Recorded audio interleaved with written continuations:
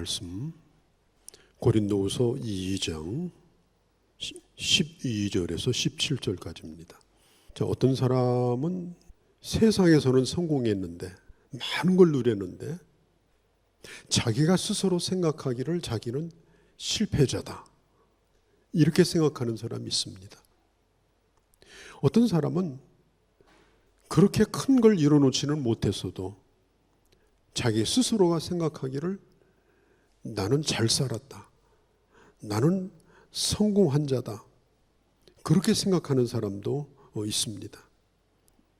오늘 사회적으로 정말 큰 성공을 거두고 어마어마한 일을 이뤘다 할지라도 실제로는 실패자가 될 수도 있어요. 자기 내면적으로 나는 실패자다, 그리고 후회에 그리고 낙심에 빠질 수가 있습니다. 그러니까 중요한 것은 얼마나 큰 업적을 내가 남겼느냐, 이거보다 중요한 것은 내가 어떤 사람으로 살았는가, 그게 중요합니다. 스티븐 코비 박사, 우리 리더십 전문가로 유명하죠. 그분이 이런 말을 했어요. 한 사람의 위대함을 말할 때 부수적인 위대함과 본질적인 위대함이 있다. 부수적인 것은 뭐냐? 그 사람이 얼마나 배웠느냐, 얼마나 재산을 모았느냐, 외모가 어떠냐, 얼마나 큰 지위를 얻었느냐, 그런 것들을 가지고 부수적인 성공을 말할 수 있다. 그러나 본질적인 성공은 뭐냐? 그 사람의 인격, 그 사람의 자질, 그 사람의 인내심, 그 사람이 가지고 있는 사랑, 그 사람이 가지고 있는 관용, 그 사람이 가지고 있는 포용성, 이런 성품에 의하여 본질적인 그런 성공을 말할 수가 있다. 사람들은 부수적인 것에 목을 메고 삽니다. 그래서 남보다 뒤지는 거 죽기보다 싫어하고요. 다른 사람 성공했다고 하면 배가 아파서 입원해야 되고 못 견뎌요. 그리고 자기는 다 깨지는 거예요. 자기는 다 부서지는 거예요. 나는 어떤 사람인가, 그것에 대해서 관심이 없어요. 오로지 세상에서 인정받는 거, 성공하는 거, 남보다 더 잘하는 거, 내가 못하면 내 자식이라도 잘나서 그걸 대신해 주는 거, 거기에 목을 메고 그 부수적인 성공에 평생토록 매달리면서 살다가 가는 그런 사람도 있습니다. 그러나 그것은 허상입니다. 껍데기에 불과합니다. 중요한 건 뭐냐? 당신이 어떤 사람이냐? 당신의 성품이, 당신의 됨됨이가 어떤 사람이냐? 이게 더 중요하다라고 하는 것입니다. 이게 리더십의 아주 유명한 권위자 가운데 존 맥스웰이라는 분이 있습니다. 이분의 책 가운데 성공여행이라는 책이 있는데 이렇게 얘기합니다. 진정한 성공은 다른 사람을 유익하게 하는 씨를 심는 것이 진정한 성공이다. 내가 한 자리에 앉아서 좋은 거 다 꿰차고 좋은 걸 누리고 권세를 누리고 높은 위치에 앉아있는 것이 성공이 아니라 다른 사람에게 유익을 주는 다리로서의 역할을 하는 것, 그게 바로 성공이라고 하는 것입니다. 다른 사람을 이롭게 하는 겁니다. 요즘 이 공기업에 대한 것 때문에 사회적으로 논란이 많습니다. 제가 꽤 오래전입니다. 오래전 얘기니까 제가 하는 겁니다. 멀지 않은 와동에 있는 수자원공사, 어마어마하게 큽니다. 우리나라 물 관리를 하는 곳입니다. 제가 사장을 만난 적이 있어요. 거기 들어가서 전국에 있는 댐이 실시간으로 전부 화면에 다 보이고요. 그 다음에 댐의 현황이 다 한눈에 보도록 그렇게 돼 있어요. 그래서 사장실도 어마어마하더라고요. 그래서 제가 만나서 여러 가지 얘기를 하면서 제가 깜짝 놀랄 일을 들었어요. 지금 있는 분 얘기가 아니니까 얘기하는 거예요. 이렇게 얘기하는 거예요. 목사님, 제가 여기서 사장 노릇을 하는 것은 어떻게 하든지 내 직원들 월급 많이 주는 겁니다. 제가 그 얘기를 듣고 굉장히 마음이 무거워서 나왔어요. 우리나라의 어마어마한 이 수자원 관리를 하는 사장이, 그것도 공사사장이 목적이 직원들 월급 많이 주는 거다. 그러니까 오늘 같은 이런 사회적 현상이 일어나는 겁니다. 국가에 봉사하고 어떻게 하든지 이렇게 비가 오지 않으면 물이 없어서, 비가 많이 오면 물이 많아서 얼마나 우리나라가 고생이 많아요. 목사님, 이게 내 사명입니다. 이랬으면 얼마나 좋겠습니까? 진정한 성공이 뭐냐? 다른 사람을 유익하게 만드는 겁니다. 다른 사람을 성공시키는 그런 씨를 심는 겁니다. 다른 사람에게 유익을 주는 일에 다리를 놓는 것입니다. 성경은 그것을 뭐라고 말해요? 아브라함에게 얘기했죠. 너는 복의 근원이 되라. 하나님의 복을 받으면 다른 사람을 복되게 만드는 자가 되라. 복을 흘려보내는 자가 되라. 복을 유통시키는 자가 되라.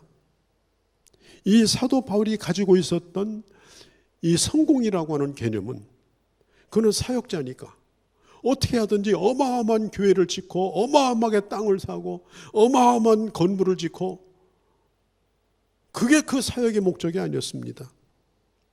이 바울의 성공 개념은 뭐냐? 그것은 사람에 대한 관심이었습니다. 한 사람 한 사람에 대한 관심. 이 세상에 가지고 있는 공식은 뭐예요? 내가 다른 사람을 짓밟고 올라가서 성공을 거두는 겁니다. 사람에 대하여 관심이 없습니다. 그들은 내 도구일 뿐입니다. 사도 바울이 고린도 전서를 써서 디모데에게 써가지고 보냈습니다. 그리고 디도를 고린도 교회에 디모데 후서를 써서 보냈어요. 그래서 이 바울은 이제 디도를 고린도에 보냈는데 6개월이 지났는데 디도로부터 소식이 없어요. 그때 바울이 어디에 있었는가 하면은 아시아의 요충지인 드로아에 있었습니다. 이 드로아가 어딘가 하면 그 유명한 트로이예요. 제가 트로이에도 가본 적이 있었고 트로이 목마 유적도 본 적이 있었는데 큰 도시입니다. 그런데 오늘 이 성경에 있는 대로 12절에 드로아에서 하나님께서 교회도 세우고 부흥시킬 수 있는 그런 기회를 주신 거예요. 전도의 문을 활짝 열어두셨어요. 이제 복음만 뿌리기만 하면 돼요. 일만 시작하면 되는 거예요. 모든 조건이 다 갖춰졌어요. 그런데 바울의 마음속에는 한 가지 근심이 있었습니다. 그게 누군가 하면 디도, 고린도 교회에 보냈던 디도에게 소식이 없는 겁니다. 너무너무 안타까운 거예요. 디도가 고린도 교회에 가서 얼마나 애쓰고 있는지, 얼마나 고생하는지, 아니면 환영을 받고 있는지 너무 궁금하고, 그리고 맡겨진 일을 잘 하고 있는지 견딜 수가 없는 겁니다. 디도는 사도 바울의 제자입니다. 그런데 오늘 성경에 보면은 이렇게 말해요. 12절 끝에 보면 내 형제 디도. 바울은 이 디도를 자기 형제와 같이 생각했습니다. 그리고 디도를 궁금해합니다. 혹시라도 탈진해가지고 지금 어디가 쓰러져가지고 처박혀 있는 건 아닌지. 성경에 보면은 13절에 내가 내 형제 디도를 만나지 못함으로 내 마음이 편하지 못하였다. 그래서 사도 바울은 이 드로아에서 교회를 세우려고 작정했습니다. 계획을 다 세웠습니다. 프로젝트가 다 준비가 돼 있습니다. 드로아 교회를 세우기 위해서 비전도 가지고 있습니다. 그런데 사도 바울은 프로젝트보다는 people, 사람에 대하여 관심이 있었습니다. 내가 어떤 일을 이루는 그 목표라든지 어떤 일을 이루고자 하는 그 큰 어떤 스케일보다도 내가 사랑하는 한 사람, 나를 돕는 한 사람, 내가 보냈고 나에게 책임 있는 그 한 사람, 그 한 사람에 대한 관심이 자기가 가렸던 큰 스케일의 프로젝트보다도 그게 더 바울은 소중하다고 생각한 거예요. 이게 바울이 가지고 있는 리더십의 매우 중요한 특징이라고 볼 수가 있습니다. 디도가 얼마나 힘들까? 혹시 고린도 교인들로부터 상처를 받고 있는 건 아닐까? 그래서 이 사도 바울은 결국은 그 드로아를 떠납니다. 교회 일을 하기로 다 준비해 놨다가 드로아를 떠나게 돼요. 누구 때문에? 디도 때문에. 그래서 고린도까지 가면은 너무 멀기 때문에 거기서 멀지 않은 빌립보로 갑니다. 빌립보가 마게도니아, 지금의 발칸 반도의 아시아에서 유럽으로 이어지는 첫 번째 성이 빌립보예요. 그 빌립보까지 가서 사도 바울은 디도의 소식을 알아봅니다. 디도가 어떻게 됐는가? 이렇게 말하죠. 그들을 작별하고 마게도니아로 갔노라. 아시아 사람들인 이 트로아 사람들, 트로이 사람들과 작별을 하고 그리고 디도를 찾아서 나서게 됩니다. 여러분, 사실 목회자에게 있어서 목회자를 슬프게도 하고 기쁘게도 하는 것은 몇 층짜리 건물을 올리고 어마어마한 프로젝트를 만들어서 그걸 이루고 안 이룬 것 때문에 기쁘고 슬픈 게 아닙니다. 사람이 모든 일을 다 하고 떠날 수는 없는 거예요. 결국은 남는 것은 사람입니다. 어느 순간에는 그렇게 친 건물도 경매로 나갈 수 있고 그 교회도 텅 빌 수 있는 거예요. 중요한 것은 사람이에요. 사람. 그래서 사도 바울은 이 프로젝트보다도 이 피플을 중요하게 생각한 거예요. 모든 일을 다 접어두고 사도 바울이 기쁘고 슬픈 것은 그의 동역자들 때문이었어요. 그가 책임져야 될, 그를 위해 헌신하는 하나님의 사람들 때문에 바울은 늘 고심을 하면서 그들 때문에 기뻐하기도 하고 그들 때문에 슬퍼하기도 한 것입니다. 사실 사도 바울은 개척전도자입니다. 그래서 복음을 전하는데 교회를 세우는 일이 바울이 하는 일이에요. 어떤 때는 며칠, 어떤 때는 몇 달, 어떤 때는 몇 년, 그리고 오래 머물러 있지 않고 거기를 떠나요. 드로아에서 잠깐만 교회를 세워도 돼요. 교회만 세워놓고 떠나도 돼요. 그런데 그것조차도 사도 바울은 머무를 여유가 없었어요. 왜? 디도 때문에. 그래서 빌립보에 찾아가서 그의 소식을 묻게 되어집니다. 그리고서 드로아에 다시 돌아와요. 그의 배경이 뭐냐면 사도행전 20장입니다. 드로아에 돌아와서 사도행전 20장에 보면 바울이 철야 집회를 해요. 철야 집회를 하고 그리고 드로아에 부흥을 가져옵니다. 교회가 세워집니다.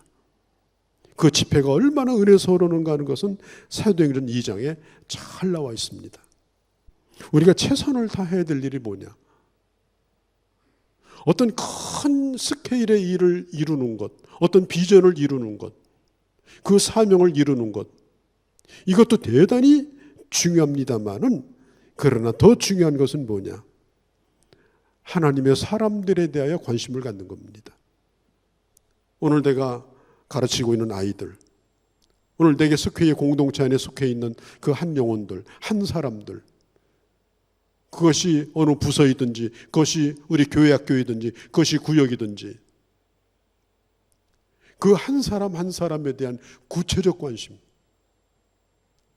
그리고 내가 기쁘다면 그들 때문에 기쁘고, 오늘 내가 슬프다면 배고파서 슬픈 것이 아니라 그 사람 때문에 내가 슬프고, 그래서 그들을 위해서 나의 모든 걸 중지하고라도 그들을 찾아갈 수밖에 없는,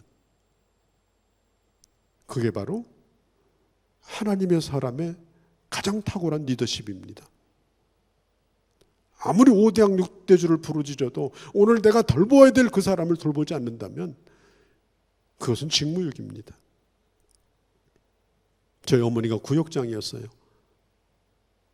그런데 저는 그때 어릴 때였는데 어머니가 우리 집 식구가요, 어머니 빼고 12명이었어요.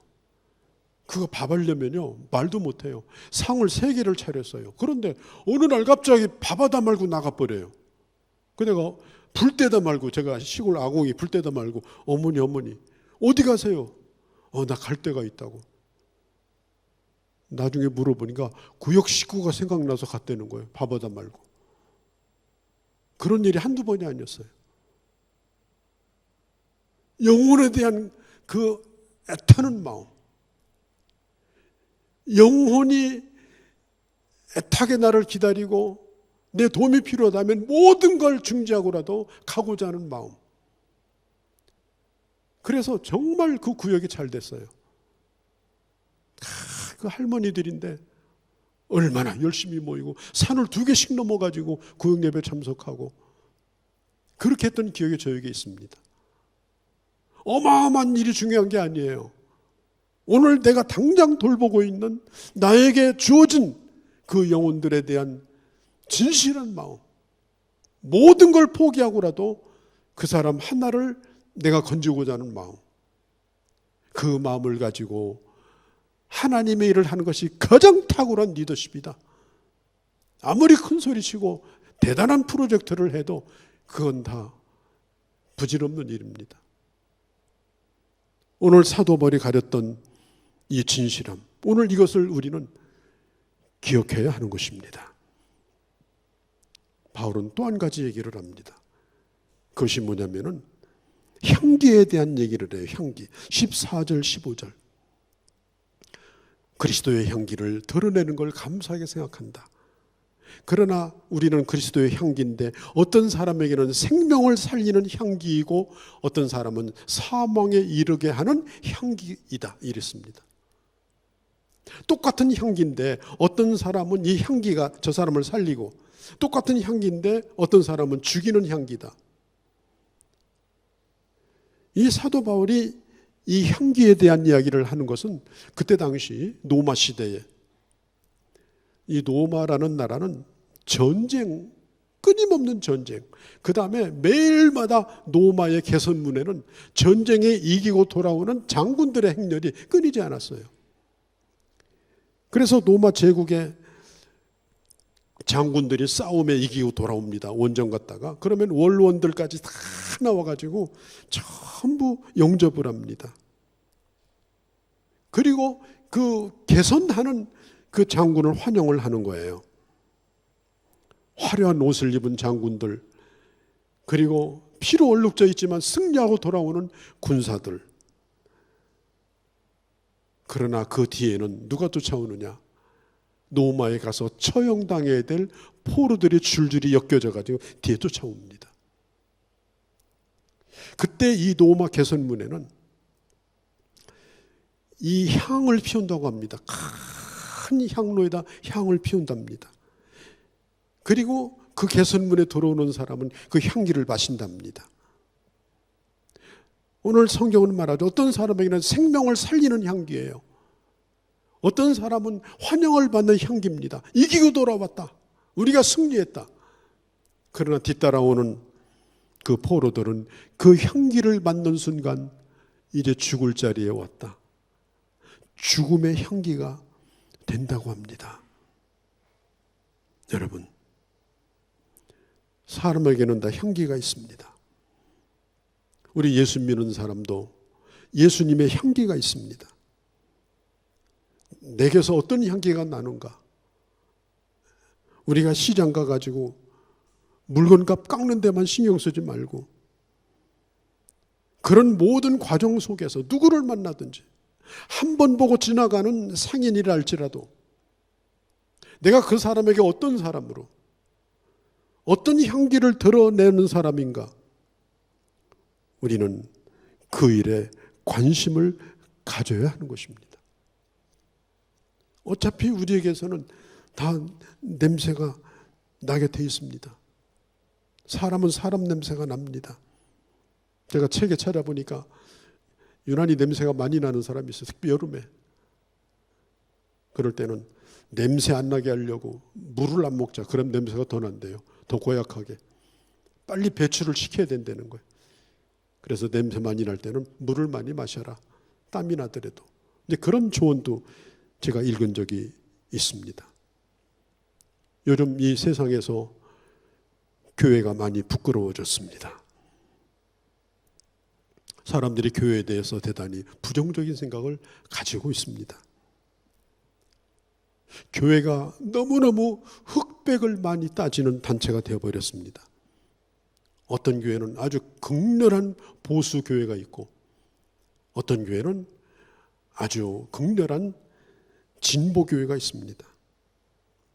어떤 현안에 대하여 교회가 교회를 헐뜯고 욕하고 비난합니다.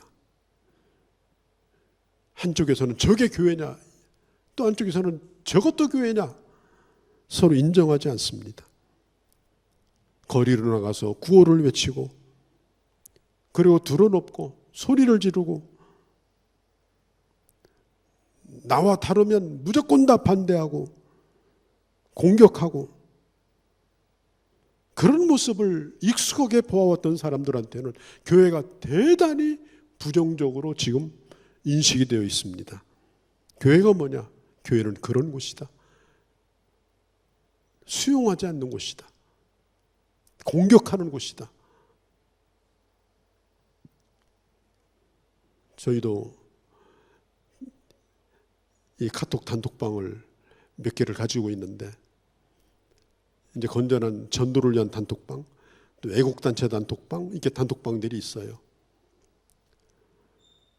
정말 시궁창이 따로 없습니다. 시궁창이. 육두문자 뭐 말도 못해요. 그게 우리 현실이에요. 자기 의견이 다르면 또 공격을 합니다. 그 사람을. 그래서 그냥 피 튀기는 싸움인데 그게 다 장로님 목사님들이에요. 그게 지금 우리 기독교 현실이에요. 무슨 전도가 됩니까? 무슨 향기가 거기서 납니까? 누가 그런 걸 바라보고 교회 찾아 나오겠습니까? 지금 우리의 현실이 그런 현실이란 말이에요. 성경에 있는 대로 생명에 이르는 냄새도 있고 사망에 이르는 냄새가 있는데 우리는 정말 생명에 이르는 냄새를 드러내는 교회로서 또 그리스도인으로서 나는 지금 살아가고 있는가? 저는요, 저 이모님이 무당이었는데 이모님 집에 가면 이상한 냄새가 나요. 안방이 있고 뒷방이가 신당인데 거기 가면 이상한 냄새가 나요. 그래서 저는 어릴 때부터 저희 이모 댁을 한 4, 5km 떨어졌어요. 산으로 막 가는데 한 번도 밥을 먹어본 적이 없어요. 7시간 안에 돌아와야 돼. 잠을 자본 적도 없어요. 왜? 그 냄새가 싫어가지고. 그때 제가 예수 믿을 때가 아닌데 너무 그 냄새가 나에게 맞지 않더라고요. 그 무당의 향 냄새. 그제는 저 뒷길을 걸었는데 너무 좋은 거예요. 나무도 많고 풀냄새도 나고. 그때 제가 머릿속에 스쳐가는 생각이 뭐냐면 그때 저희 이모님 댁을 갈 때 그 산속을 가면서 느꼈던 그 산속 냄새, 어릴 때 맡았던 그런 냄새가 머릿속에 다 스쳐가는 거예요. 여러분, 나쁜 냄새도 굉장히 오래 가고요. 좋은 냄새도 수십 년이 지나도 40년, 50년 지나도 좋은 냄새는 내 몸이 기억을 하고 있습니다. 그래서 오늘 여러분들이, 오늘 기독교가, 오늘 교회가 한 번 나쁜 냄새를 풍겨가지고 흥탕물을 해놓으면 그 후유증이 얼마나 가는지 아세요? 엄청나게 보호금에 걸림돌이 됩니다. 지금 우리 한국교회는 심각합니다. 이 문제. 사람들이 교회를 바라보지 않습니다. 전부 이거 하는 거, 길거리 나가서 뛰두르고 모여서 이거 하는 게 교회라고 생각하는 거예요. 누가 그 교회 찾아나오겠습니까? 이거 쉽게 지금 지워질 일이 아니에요. 이미 우리가 한 것만 가지고도 이건 너무나 지금 차고 넘치는데 앞으로 이런 일을 계속하면 교회는 대단히 심각한 어려움을 앞으로 겪을 겁니다. 제가 50년 전 기억을 지금도 냄새로 기억을 하는 거예요. 냄새로. 기억보다도 오래가는 게 냄새인 거예요. 한번 기독교에 대하여, 교회에 대하여 한번 잘못 박힌 이미지가 냄새로 경험되어지면 그 사람이 다시는 교회 찾아 나오지 않을 수도 있습니다. 지금 우리 한국교회도 그렇고 우리 자신도 그렇고 지금 그런 기로에 놓여 있습니다. 아주 심각합니다. 어디에 몇만 명이 모였다. 우리가 승리했다. 그런 구호들이 지금 난무하고 있습니다. 물론 명분이 좋습니다. 잘못된 건 잘못된 겁니다. 그러나 그것을 바로 고치는 방법은 세상과 같아서는 안 됩니다. 여러분요, 참 희한한 게요. 이렇게 불경기가 되잖아요. 불경기가 되면은 뭐가 발달하는지 아세요? 향수가 발달합니다. 불경기가 될수록 향수 산업이 굉장히 발달하고 그 다음에 사람의 후각을 건드리는 광고가 많습니다. 왜냐하면 이 냄새라고 하는 건 인간이 가지고 있는 오감 가운데 뇌 속을 가장 강하게 자극하는 것이 바로 이 냄새라고 해요. 그래서 전 이성적인 그런 생각, 판단 그런 것보다도 사람을 이렇게 충동형으로 만드는 게 냄새라고 그래요. 이게 사용하는 냄새가 한 300가지가 된다고 합니다. 제가 터키에 갔을 때 그랜드 바자르라고 하는 큰 시장이라는 뜻이에요. 큰 시장. 거기를 갔는데 어마어마한 향수 가게를 봤어요. 향수 샵이에요. 그래서 제가 얘기를 해요. 나는 이런 향수를 좋아한다. 그러면 그 자리에서 수백 가지가 있는 향수를 섞어가지고 그 자리에서 조제를 해줍니다. 향수 산업이 굉장히 발달해 있어요. 인간이 느끼고 분별할 수 있는 이 냄새가요, 300가지 종류가 된다고 합니다. 예를 들면 이런 거예요. 이런 채소, 마트의 채소 코너에다가 아주 향긋한 이 카레 냄새를 이렇게 싹 뿌려주잖아요. 그럼 신기한 거예요.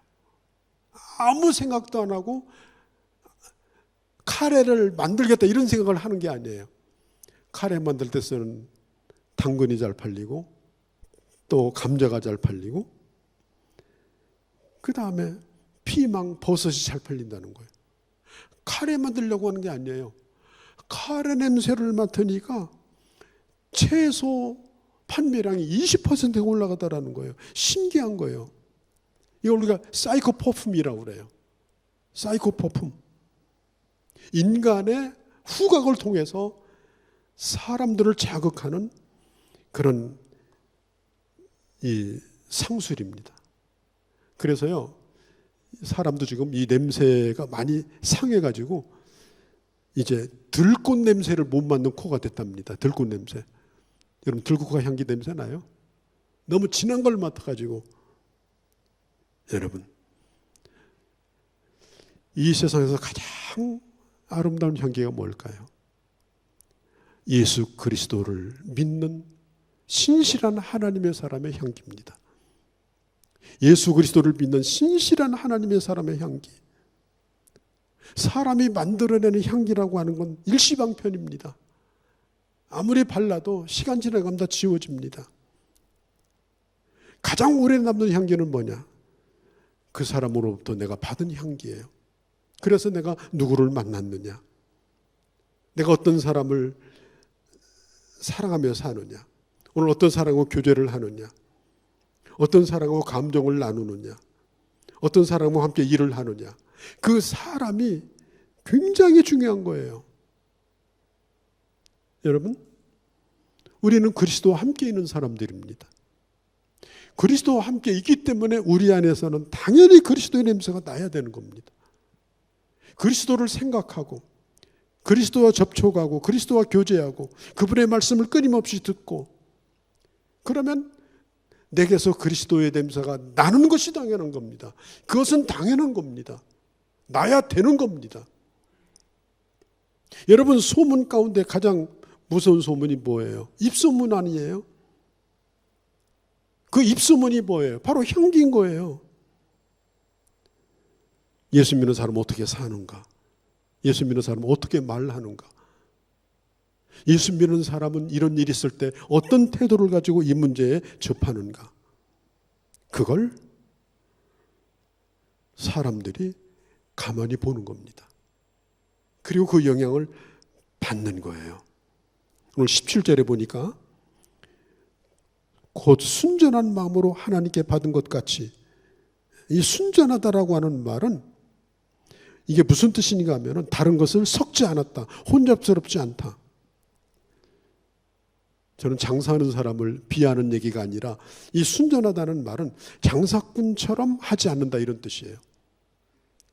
막 사람을 막 홀려가지고 막 이 물건을 팔려고 막 과대선전하고 막 이렇게 하지 아니하고, 자기 이익만 생각하지 아니하고 불순한 것을 다 빼버리고 진실한 마음을 가지고 그 사람을 대하고, 진실한 마음을 가지고 사랑을 하고, 진실한 마음을 가지고 말을 하고, 진실함으로 복음을 전하고, 그렇게 하게 될 때 그 순전함이 바로 생명을 살리는 냄새가 된다라고 하는 것입니다. 잡스러운 게 많이 끼면은 스쳐만 지나가도 구역질이 납니다. 아주 냄새가 고약합니다. 그 사람에서 나는 냄새는 정말 나쁩니다. 그래서 기분도 많이 상합니다. 어떤 분들은 그래요. 멀쩡히 있는 저를 앞에다 놓고서, 목사님, 요즘 그 사람 문제 많지 않습니까? 난 그 사람에 대해서 문제 많다고 생각해 본 적이 없어요, 한 번도.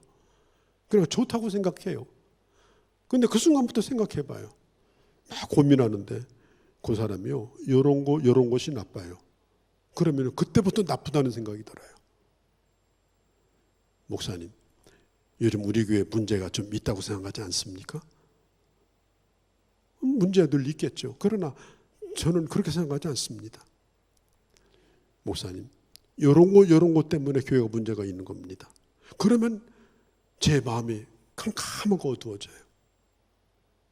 그 사람은요, 어디 가든지 사람의 마음을 어둡게 만들어요. 어디 가든지 모든 교회를, 모든 사람을 다 악평을 하고 나쁘게 만들어요. 그게 바로 악취예요. 난 여러분들에 부탁합니다.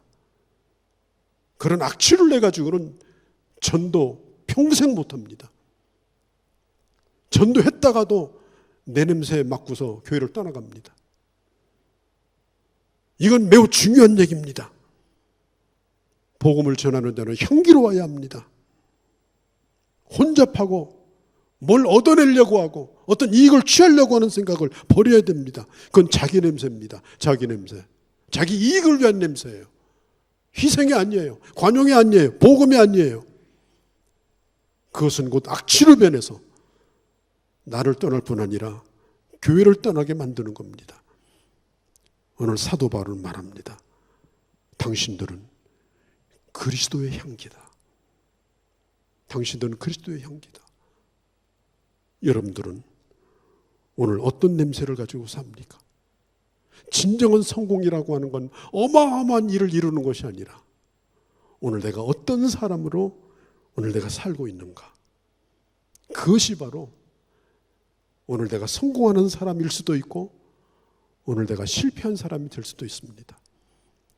향기로운 하나님의 사람들이 되어서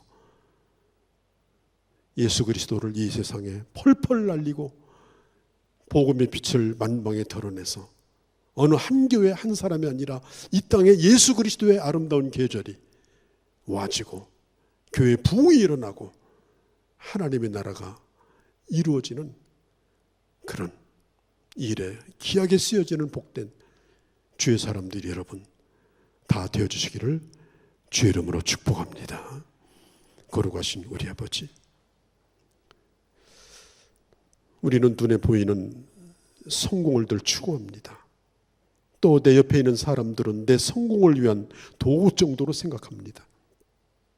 사도 바울은 디도라고 하는 그 한 사람 때문에 드로아에서 사역을 포기하고 그를 찾아서 저 유럽으로 건너갔습니다. 한 사람에 대한 애정, 한 사람에 대한 사랑, 한 영혼에 대한 애착, 그것이 내가 꿈꾸고 있는 어마어마한 프로젝트보다 더 중요하다고 하는 것, 이걸 마음에 새기고 아버지 복음을 전할 때 결국은 그 복음이 복되게 하며 교회를 세우며 하나님의 나라를 이룬다는 사실을 저희들 꼭 기억하게 하여 주옵소서. 뿐만 아니라 생명을 살리는 그리스도의 향기로 아버지 살아가게 하여 주옵소서. 우리 주 예수님의 이름으로 기도하옵나이다. 아멘. 예수 그리스도의 은혜와 하나님 아버지의 크신 사랑하심과 성령의 교통하심이 오늘 예배 가운데 함께한 모든 주의 자녀들과 그리고 사랑하는 우리 교회와 그리고 이 땅에 있는 교회들과 대한민국과 모든 열방 가운데 이제로 영원히 함께 계실지어다. 아멘.